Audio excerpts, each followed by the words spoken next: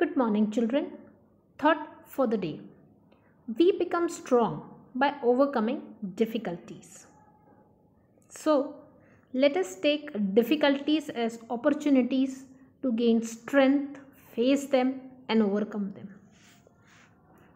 With this thought, let us continue with our chapter Elements, Compounds, and Mixtures. So, by now, we have studied that in day-to-day life, elements are generally classified into two groups, metals and non-metals. We have studied the properties of metals earlier, such as malleability, ductility, conductivity of heat and electricity, density, luster, and sonority. The elements that do not show these properties are called non-metals. For example, phosphorus, sulfur, chlorine. And the elements that show some properties of metals and some properties of non-metals, those are called as metalloids. This is the third group of elements: arsenic, silicon, selenium. These are examples of metalloids.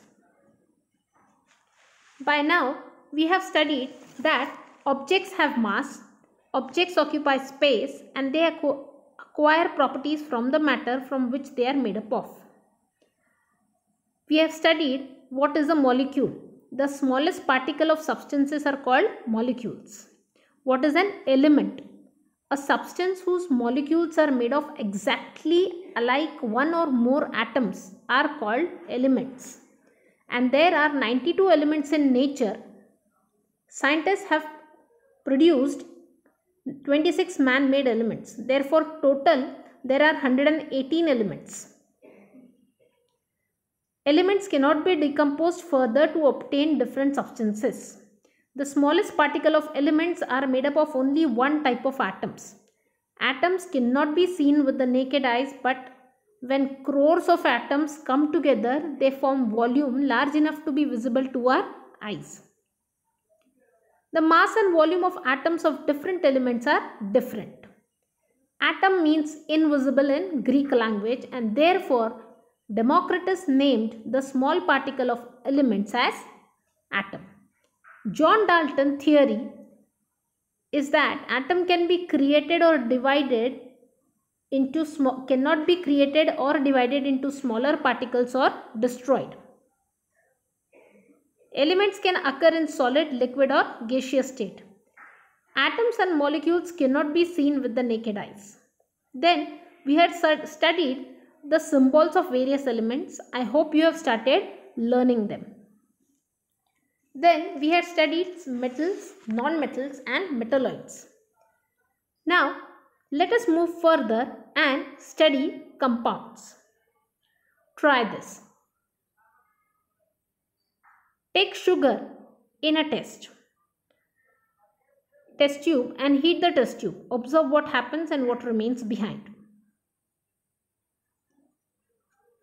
So when you take only sugar in the test tube and you heat it, then only carbon is left behind in the test tube.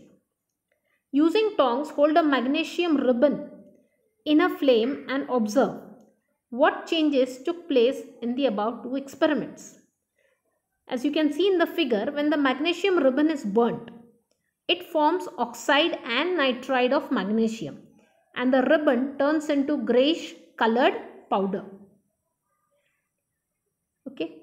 So in the first case, the sugar melts and then it loses water, leaving behind a black substance, and this black substance is carbon. Okay. So what does this imply? How many and which elements is the substance made up of? It implies that the substance is made up of carbon only. Okay. The substance formed by a chemical combination of two or more elements is a compound. So if the atoms in the molecule are of different types, then compound is formed. Example, water. In one molecule of water, there are two hydrogen atoms and one oxygen atom. Which of these are compounds and which are elements? Think about it. Water is a compound. It is made up of 2 hydrogen atoms and 1 oxygen. Oxygen is an element. Carbon dioxide is again a compound. It is made up of 1 atom of carbon and 2 atoms of oxygen. What is the smallest particle of a compound called? Think about it. The smallest particle of the compound is individually the element. It is made up of different elements. So, a substance is a compound only if its molecules are made up of atoms of 2 different types. Okay. So, the smallest particle of a compound is atom, but they are of different types. Water is a compound. One molecule of water is made up of 2 atoms of hydrogen and 1 atom of oxygen. Which element helps combustion? You know that combustion takes place in the presence of oxygen. Does water help combustion? No. In fact, the water stops the combustion. Hydrogen is a combustible substance, that is, it burns. Oxygen helps combustion. But water, which is formed by a combination of hydrogen and oxygen, is used to extinguish a fire. In other words, the properties of a compound are different from those of the constituent elements. Like an element, a compound is also written in an abridged form. A molecule of a compound is formed by a chemical combination of atoms of 2 or more elements. Therefore, a molecular formula is used to represent a compound. A molecular formula of a compound is a short form of its name written with the help of the symbols of the constituent elements and the number of their respective atoms. So, collect information and prepare a table. Here, constituent elements and molecular formula of various compounds such as salt, alum, blue vitriol, ammonium chloride, baking soda, chalk, washing soda, etc. Fill in this table. This is an activity for you. So now we have learnt about compounds. Compound is the substance formed by a chemical combination of 2 or more elements, okay, and the atoms in the molecule are of different types, and then compound is formed. Now let us move further for mixtures. Prepare a sharbat, okay, prepare a bhel. Did the taste of original ingredients change due to the above processes? Think about it. No. Okay, the original taste of individual substances do not go away, because in the sharbat you can feel the sour taste, you can feel the sweet taste also. Only thing is both of them get balanced due to each other, and so we find it tasty.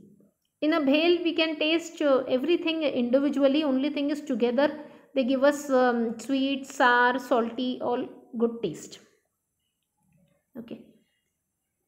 Can you tell? So did the taste of the original ingredients change due to the above processes? No. So you might, a mixture is a substance which is formed by mixing different elements or compounds. The proportion of various components in a mixture is not fixed. No chemical change takes place during the formation of mixture, and no new substance is formed. So in a compound a new substance was formed, but here no new substance is formed, and the chemical property of the substance remain the same. Next, can you tell what are the mixtures that we used in everyday life? Think about it. Mixtures used in everyday life.